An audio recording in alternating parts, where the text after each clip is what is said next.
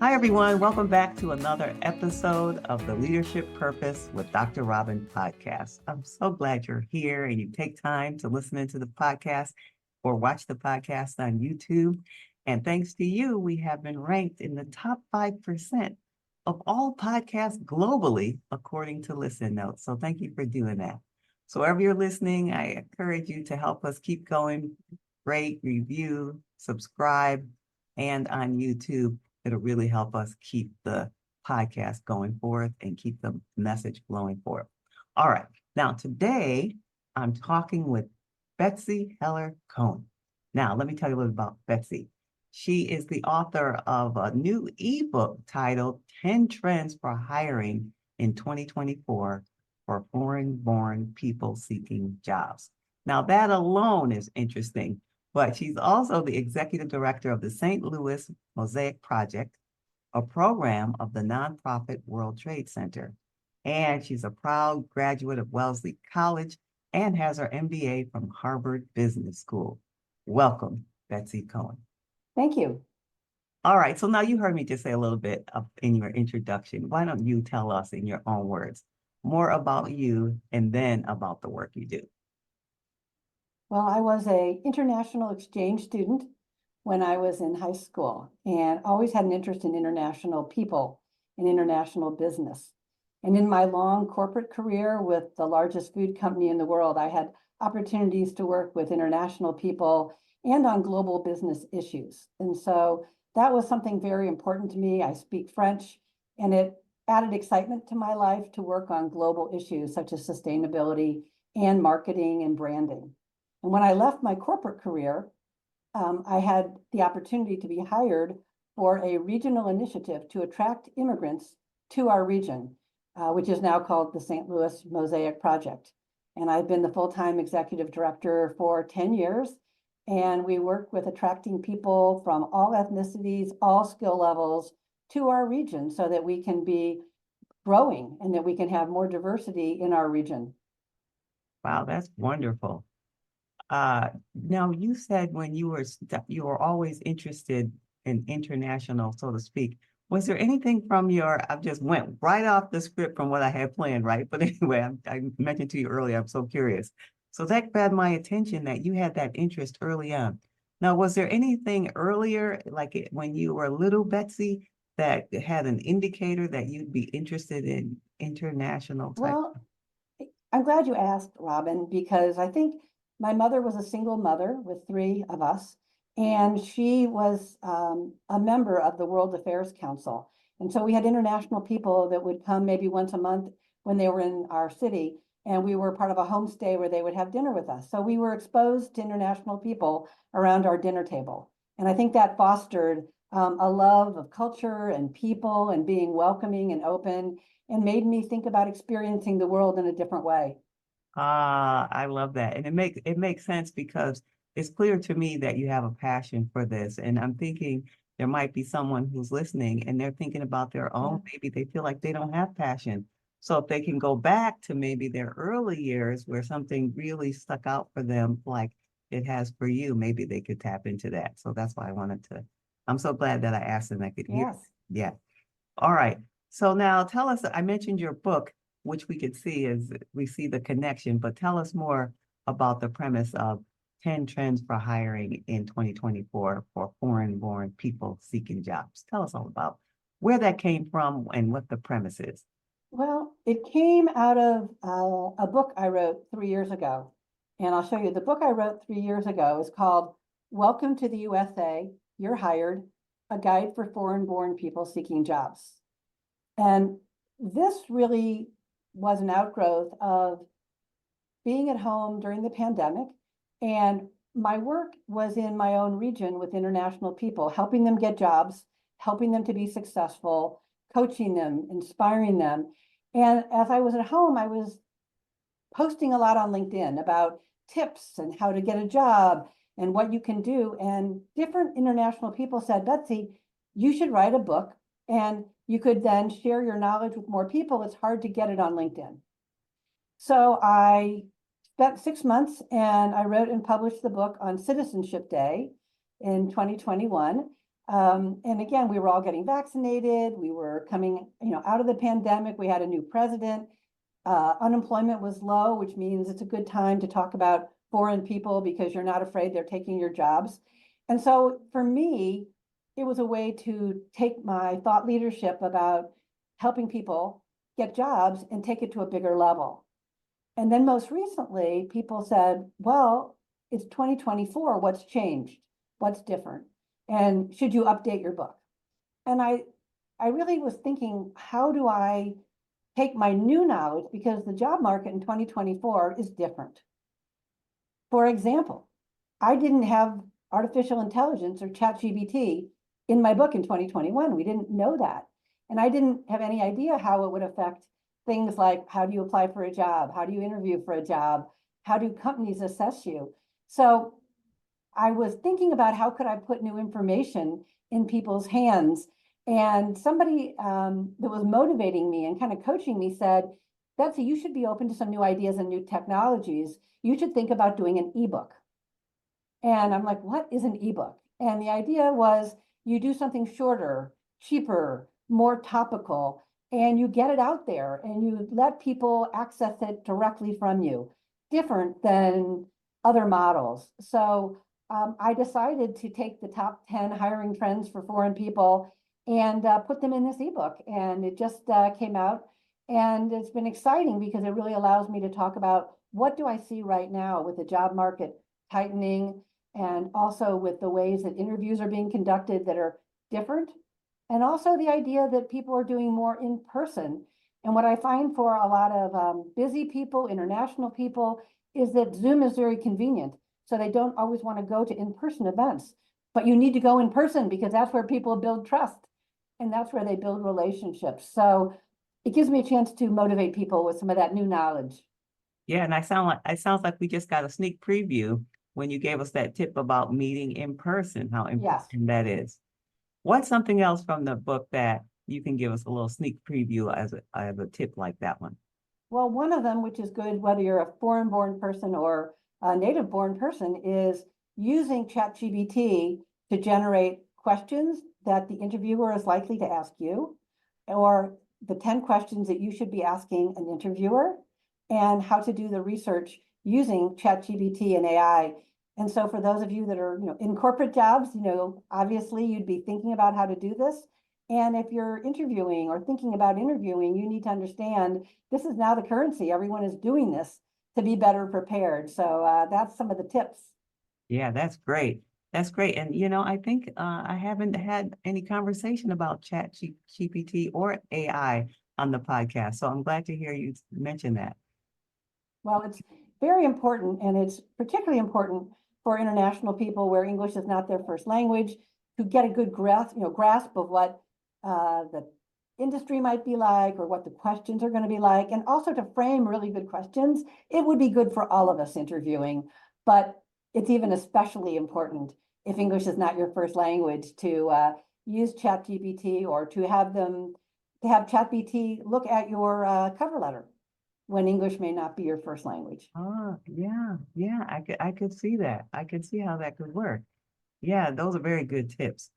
Um, Now let's talk about purpose. You have a wide, I was looking at your whole bio before we came on, and you have a wide array of really rich and seeming meaningful work for you.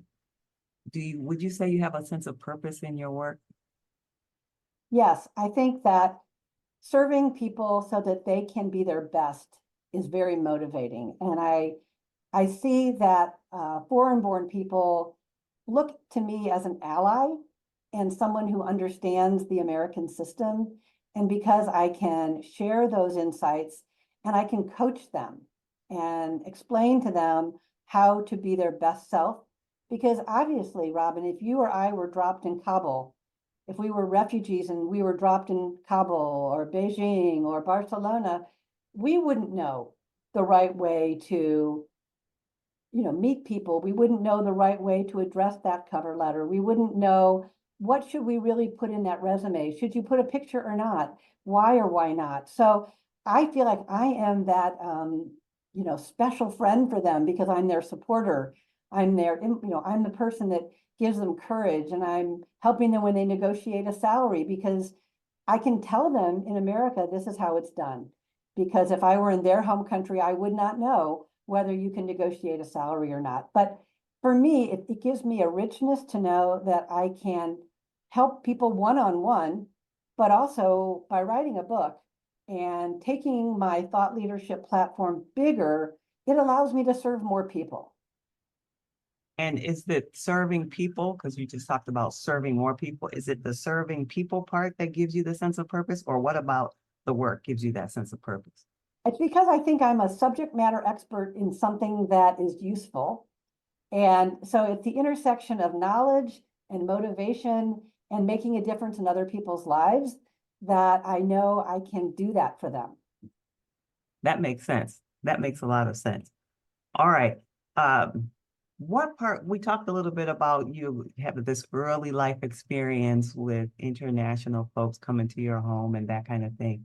But where you are now in your book, in the 10 trends for hiring, what part of you is reflected in that work? I think what's reflected for me is encouragement, passion, being authentic, and making those true connections that are so important in my life. And I encourage people to really be authentic and show up for other people. This past week, I was at a Buddhist funeral. Later this evening, I'm coaching an Asian woman who is going to be auditioning for a TED Talk. Since I did a TED Talk several months ago, a TEDx talk here, and it was very meaningful to prepare and do it. And then she was motivated to apply, and now she's going to be auditioning, and she and I have a conference later this evening for me to coach her on how to do a good job. So I think that's, the paying it forward, the rewarding aspect of helping others, and it reflects on me and gives me such pride in them. Yeah, that makes sense. And you said to be authentic. In my last episode, I talked about with the guest about basically authenticity, but we didn't use that word. So what does that mean for you when you say be authentic? To me, being authentic means that I listen to where people's needs are, and I try to meet them where they are, and then show up as my best self for them, and for them to know that I'm here for them. I'm a cheerleader, I'm a coach, I have facts, but I also can be uplifting and motivating just because I see their pain points, but I can tell them that other people have done this successfully. And that's what people liked most in my book and in the ebook, because I have little case studies. They're very personal. I masked them, so it's not the same name or country, but they go, Betsy, I really could see myself, because your case studies were like exactly what I went through, where I didn't know how to do something and now I do, or I didn't know what I should think about or how I should dress or what I should do or not do. And you told me what should be done. And so I believed you. And I really feel that they have confidence that I'm telling them the truth. And I have no ulterior motive. I have no gain to be done, as much as I just want them to be successful, because our American economy needs born people of all skill levels, of all ethnicities. We have an aging population in this country. And so for all of our regions in this country, we need people to add to the skills of those of us that were born here. So it's something that I see as important economically, and then I can take it to the level of one-on-one. And for me, that's what being authentic means, is that I really can meet with them one-on-one to make them better. But then I see the big picture about how it's going to help the region or the country, because I know they have talent that I don't want to see wasted. I see. That makes a lot of sense. All right. So, the podcast is Leadership Purpose, right? Yes, And I say it's for high achieving women. And you've heard this before. definitely. My definition of high achieving women who are ambitious, goal oriented, responsible. People at work come to them with questions. People at home in their home life come to them with questions, whether it's something in their background or not. They're just because they're good at a couple of things. So people tend to come to them for questions.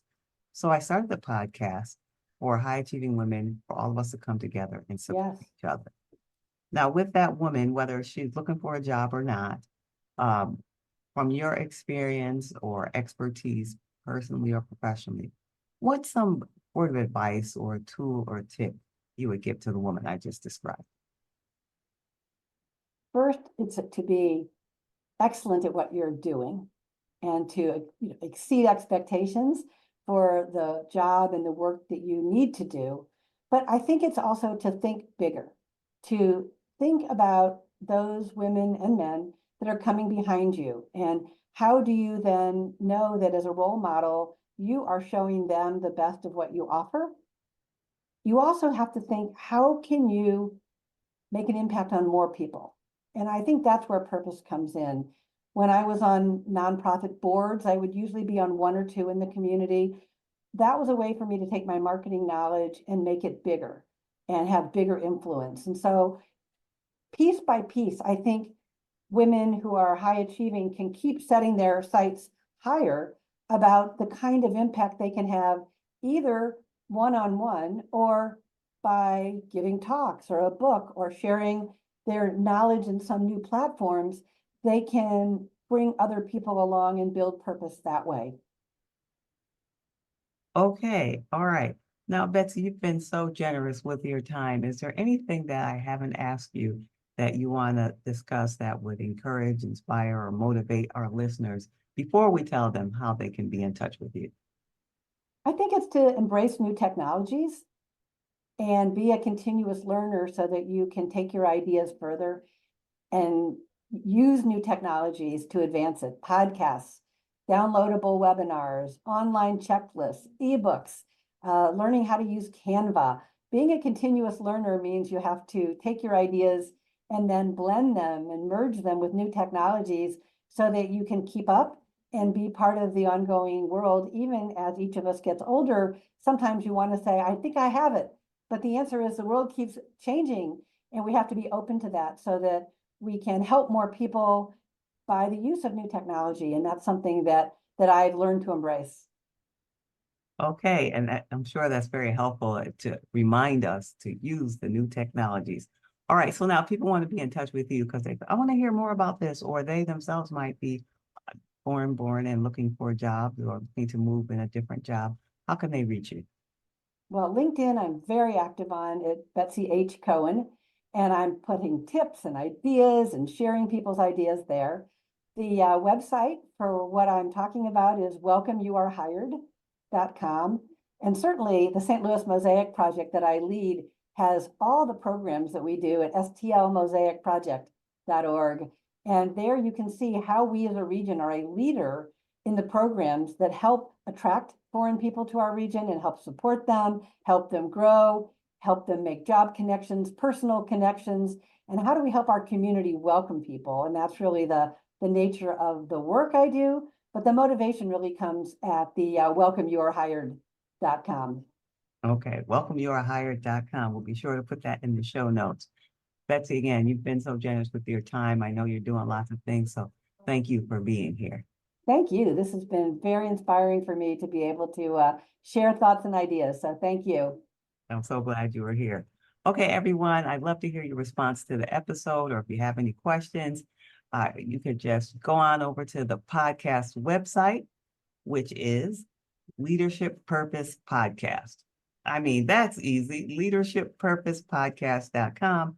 Go there. I'd love to hear your comments. Or if you'd rather go on social media, like Betsy, I hang out on LinkedIn most at Robin L. Owens, PhD, at Robin L. Owens, PhD. And I'm on the other social media sites too, at Robin L. Owens, PhD, if you're not on LinkedIn. And until next time, this is Dr. Robin.